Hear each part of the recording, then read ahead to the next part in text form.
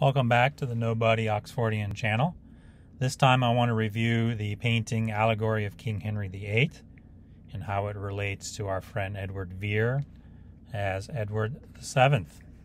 So let's go hunting for coincidences.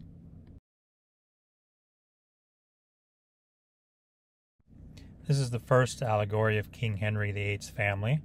This was painted in 1572 by Lucas de Eyre, a Flemish poet and painter, and it was a gift from Elizabeth to her spy master, Walsingham.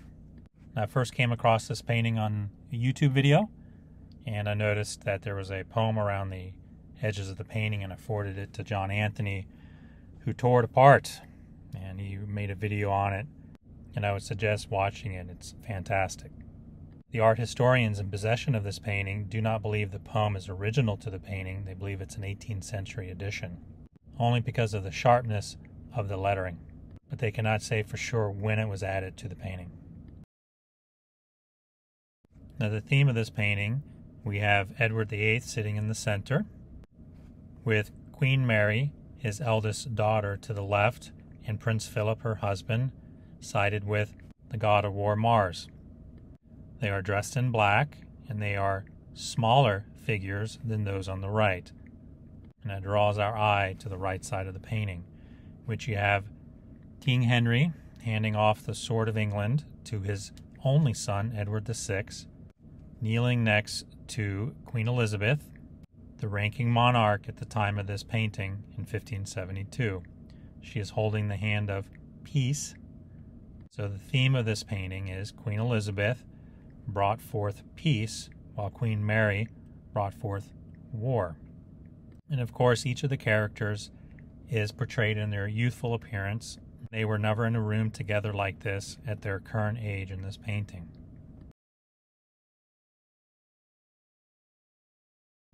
Now, this is another version of the same theme, the Allegory of King Henry VIII. This was painted in 1590, and we do not know who the artist is, and we do not know for what reason this painting was redone. But the colors are lighter, the quality of the painting is better, and the figures are the same. We have King Henry again in the center, handing off a sword to his only son, Edward VI, and upon Edward VI's death, he died at 16 years old, Queen Mary took over with her husband Philip, and they are represented in darker colors with, again, the god of war. And once she died, Queen Elizabeth became the queen, and she is holding the hand of peace with bountiful over her shoulder and the red dress on the right. The characters on the right of Queen Elizabeth are larger and more in the front of the painting, drawing your eyes, indicating again she brought peace and plenty to the kingdom of England. But remember, the title of this painting is Allegory, which means, as I said in a previous video, allegory is a story, a picture, or other piece of art that uses symbols to convey a hidden or an ulterior meaning, typically a moral or political one. So what is the allegory here? Well, let's go hunting.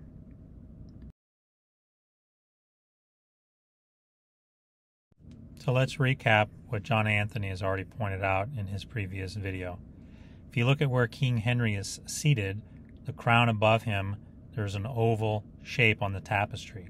You count over to 6, and then from 6 down, Edward VI lands his head on the 17th.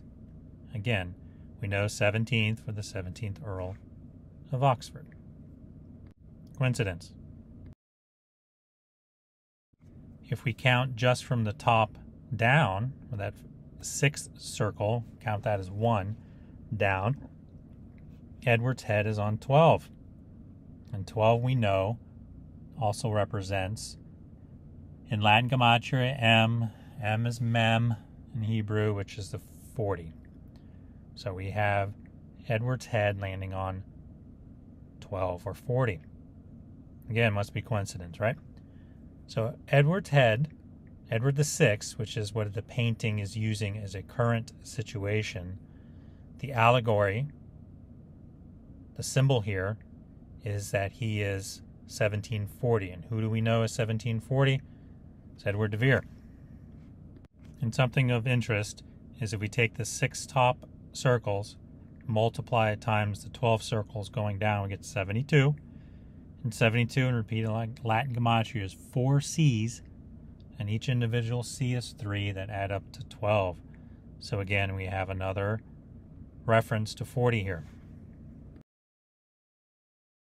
Also in coincidence, the sword is 7 high.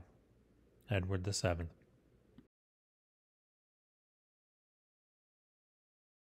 The other thing that John Anthony pointed out is the necklace around Edward's neck. We have 7 decorative pieces on the necklace for Edward the Seventh. And then Anthony pointed out that there are 6 buttons on the top of the shirt. We believe that there were 2 buttons in the middle, which he and I disagreed on, and then 4 buttons at the bottom. So as I showed in the previous video, he did not refer to himself, or others did not refer to him, as Edward de Vere. He was referred to as Edward Vere. So he wasn't Edward of Vere. Because he was placed in the family, he was Edward Vere. So 6 buttons on top, E-D-W-A-R-D, and then 4 at the bottom, V-E-R-E. But in this painting, Edward VI, the son of King Henry VIII, would have been 12 or 13 years old. But I find it curious that the picture here depicts a belly. I mean, that is the shape of a dad body, right? So this is an older man's physique, not one of a Tudor times of a young male between the ages of 12 to 15. It's almost as if they're saying later in life he became Vere. As things started to turn to King James being the next monarch, Edward accepted that he would to be the 17th Earl and a Vere. Just an interesting observation. In a painting labeled an allegory, the purpose of the painting is to portray a message with hidden symbols.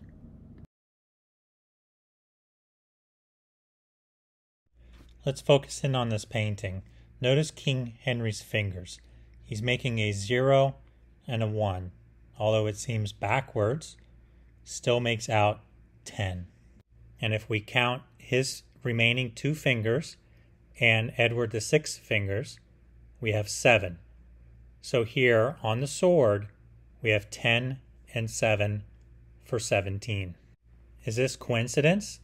Is it coincidence that the artist made 17 out of the fingers of Henry VIII and Edward VI?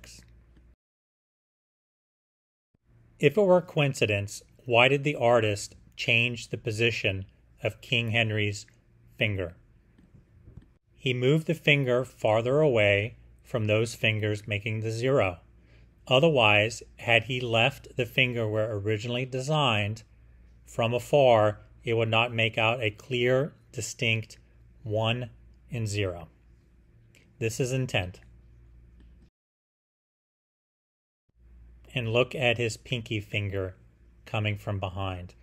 Not only is that an odd way of representing someone's pinky finger when they're grasping a sword, almost like drinking a cup of tea, but look at the color. It is a slightly different hue, which to me means it was an after fact. The artist came back later and touched up the painting to make the pinky for the 7. I think we can all say that every batch of paint will be slightly different. And in this case, they use a different batch of paint to come back and add a finger, and it shows. Now from afar, you can't see it, but when you look at it closely, it's noticeable. That is different batch of paint added in to correct the missing pinky for the 7. So why did this unknown artist, for unknown reasons, make this painting and deliberately place an allegory, a hidden 17, next to Edward VI?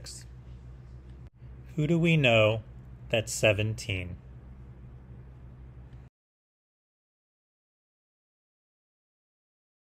So where else can we look? So let's look at Queen Elizabeth and peace next to her.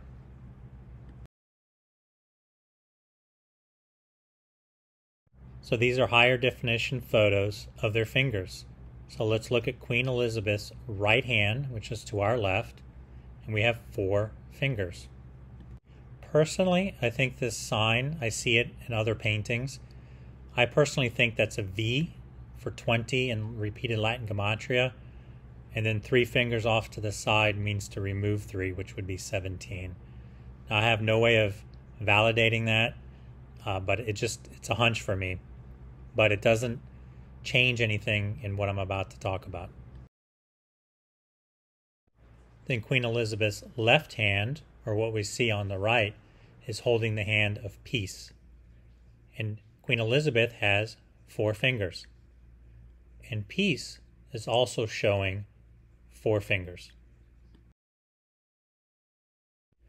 So between Queen Elizabeth's 2 hands, we have a total of 12 fingers.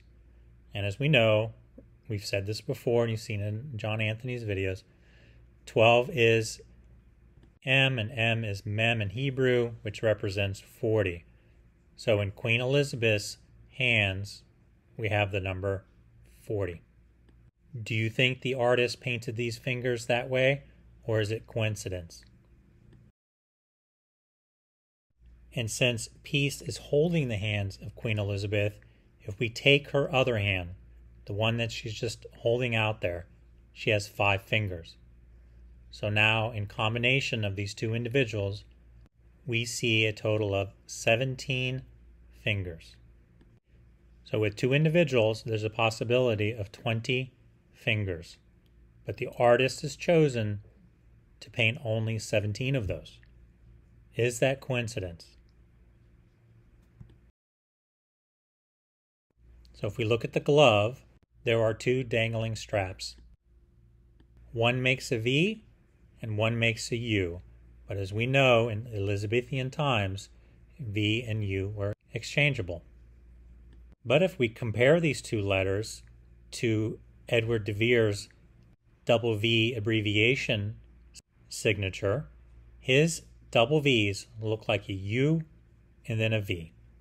And so here the 2 loops are V and U backwards, but still seem to resemble the double V, which is synonymous with Edward Vere and how he signed some of his letters. When John Anthony and I discussed this painting, he noted that that glove was pointing to Edward VI. So I drew a line, and it looks like it's actually pointing to his hat, but I couldn't find anything about the hat of significance. So it dawned on me, is it pointing to the hand?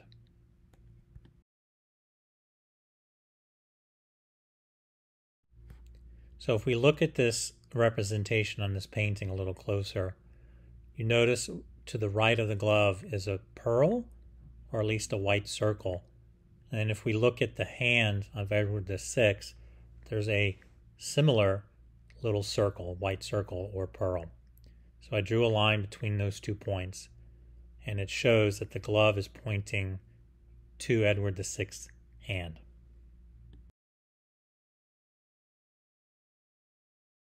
So here are higher definition photos of the 2 hands. So if she's holding the hand of peace on the left side, what is she doing with the right hand? So I cropped out Edward VI's hand and placed it as if they were holding hands and they fit. And guess how many fingers we have? Total of 7. Edward VII.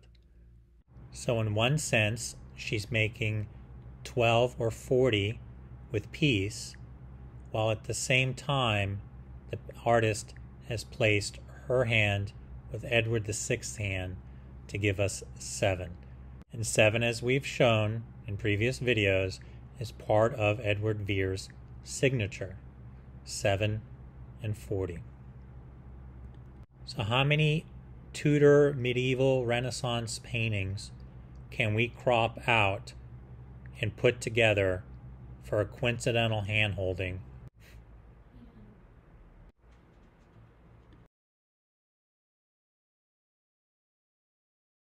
So let's take a closer look at Peace and Queen Elizabeth. Notice on Queen Elizabeth's arm, only here is she wearing 3 pearls, or 3 rows of pearls. And Peace has black 4 rows of pearls. So what do I think the significance of this is? Well, 3 plus 4 is 7. 3 times 4 is 12. So within that pearl necklace combination, we have 712 or 740, Edward Vere. 34 in repeated Latin gematria is double L's. And L in singular Latin gematria is 11. So we have 2 11s or twice 11 brethren. But let us look at more allegory. If you notice, Peace's hand is over her belly. This was a common way for painters during the time to represent pregnancy. So this next part was inspired by David Shakespeare. If you haven't seen his videos, recommend those. He did a video on the pregnancy portrait from Hampton Court of Queen Elizabeth and talked about how the garment overdraped her belly, giving the impression that she was pregnant. So what I did here is I drew the outline of her garment in red and then drew arrows over the garment from the top to the bottom, and it is clear that in the midsection the arrows point away as a piece of garment would when it's draped over an enlarged belly. And at the very bottom, the garment would then return to being draped directly to the floor. So this to me clearly demonstrates that Peace is pregnant and holding Queen Elizabeth's hand. Yes, it is very subtle, but as David Shakespeare mentioned, this is a time when the monarch had complete control. Anyone mentioning, saying, hinting anything against the monarch could have their tongue cut out. They could be burned. They could be boiled alive. So subtlety is to be expected, and those in the know, those who knew, would recognize it. And if it got questioned, the subtlety is enough to get the painter maybe off the hook or not take credit for his or her work.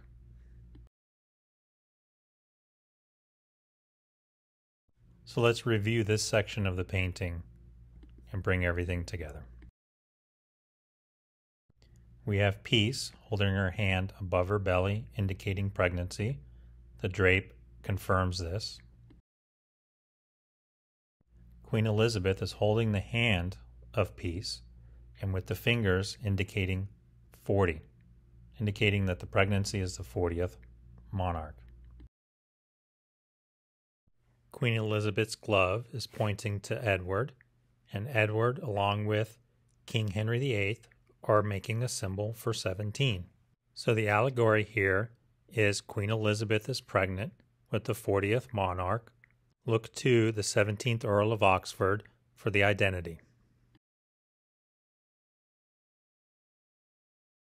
So let's take a closer look at Edward VI's face in this painting.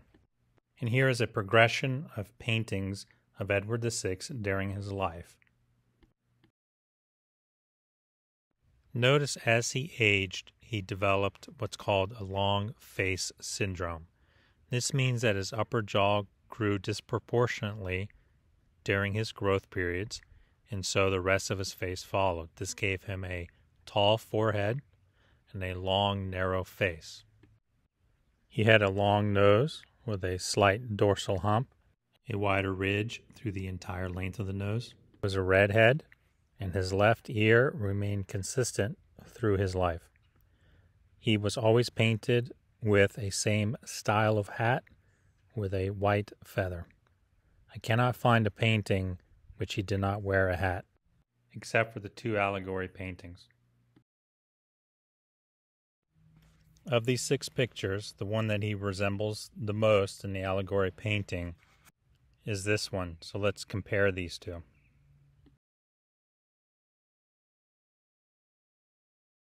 Thought about using all of the metrics we used for facial analysis to look at these 2 pictures, but instead I just cropped out the photo and placed it over the other.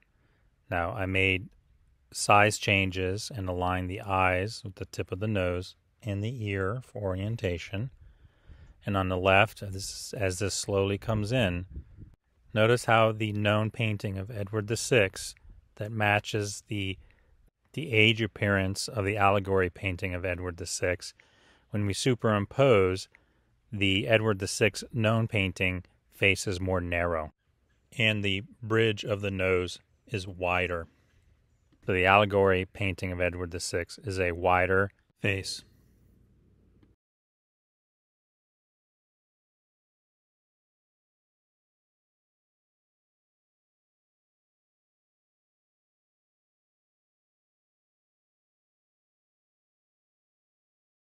Now let's do the same thing where we crop out Edward VI allegory painting and place it over a known Edward VI, in which it's the same age range.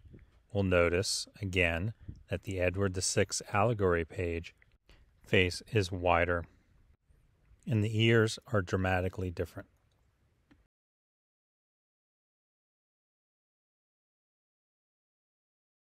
So is this face a representation of Edward VI or someone else?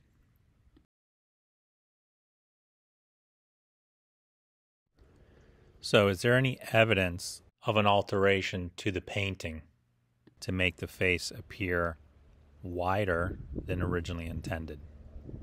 The answer is yes.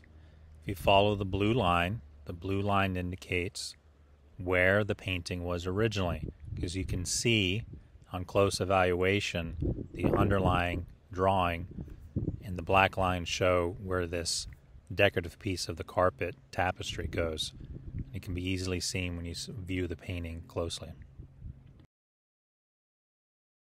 The curator of the painting sent me these outlines showing where the painting was altered or touched up, and that is the left side of his forehead extending down to the eye, the bridge of the nose, and the eyebrow on the right. There does not appear to be any alteration of the Edward VI ear.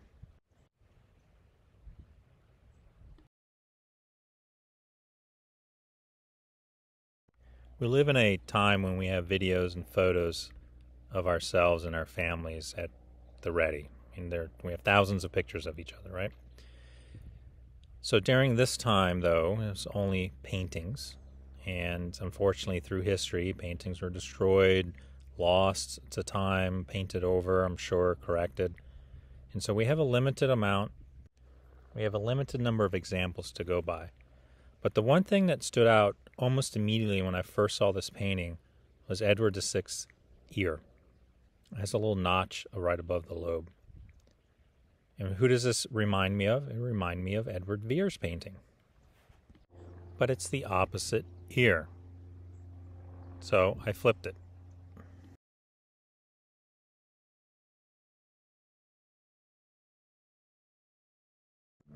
And when you flip it, to me, looking at the eyes and the nose, the eyebrows, and the ear, and the lips, this Edward VI looks like a younger version of the Edward Vere that we're all familiar with.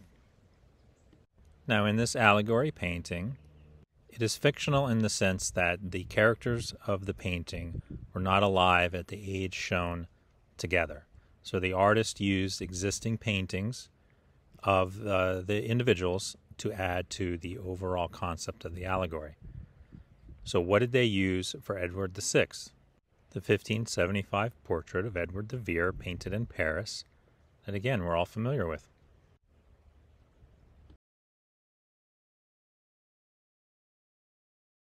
First thing I did was crop out the collar of our known painting of Edward and placed it into the Edward VI allegory painting. And the collar fit nicely into the notch of the ear. Then I added the hat And although the hairline looks like it might fit and resemble Edward Vere in his painting, the forehead is too pronounced. So what I did next was I cropped out our Edward Vere, the right side, or his left side, but our right, and placed it over Edward VI. And it revealed that the altered eyebrow lines match. The nose fits over the bridge that was altered. The corner of the mouth fits into Edward Vere's painting. And it reveals why the artist added to his forehead, because the more narrow forehead was too similar to that to Edward Vere. And remember, in this allegory, during this time, being subtle is what needed to be done. Otherwise, you risked inflaming the monarchy and perhaps being executed in a brutal fashion. But also keep in mind, there are no computers. So everything is done by memory and by hand. So there's going to be differences. There's going to be subtle differences in facial features, technique, the lines. But this is pretty darn close.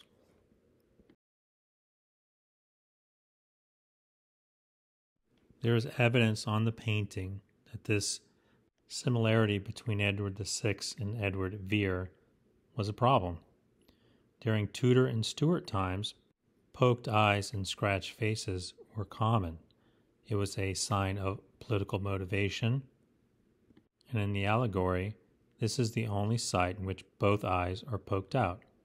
Queen Mary, her left eye is poked and her right face is scratched. King Philip's nose is poked and he has a scratch on the right face. But when this painting was done, 1590s, after that period of time, Queen Mary was still unpopular. What was the beef with Edward VI? So in the 1590s and later, either someone didn't like Edward VI, who died 40 years before, or they didn't like Tudors. But if they didn't like Tudors, they left Henry VIII's eyes, Queen Elizabeth's, and one of Queen Mary's. Or they did not like the suggestion that Edward de Vere was Queen Elizabeth's child.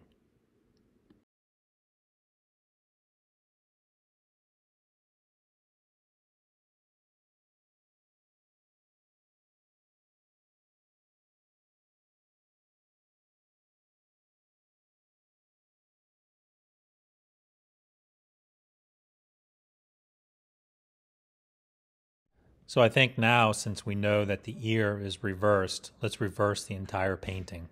In doing so, you'll see on piece there is 40. Then the glove that Queen Elizabeth is holding, the V and U resemble more of Edward de Vere's abbreviation signature. King Henry's hand now clearly makes 1-0 instead of it being backwards. And the painting reads now from left to right. Pregnant with 40, look to 17 for that person. Something I noticed late into this presentation was this unusual fold of Queen Elizabeth's clothing. It is directly adjacent to Edward VI, and with this allegory that this Edward VI character on this painting is actually Edward de Vere, adjacent to Queen Elizabeth, I wonder if this is not a female genitalia representing birth. And then we have one character left in the painting, and this is him. This is Will Somers. This is the court jester for King Henry VIII. Court jesters and fools were used to entertain, but also to storytell. There were also fools and jesters in Shakespearean plays. They were usually commoners, used to outwit and outdo the higher social standing. It's interesting that he is in this allegory version and not the other.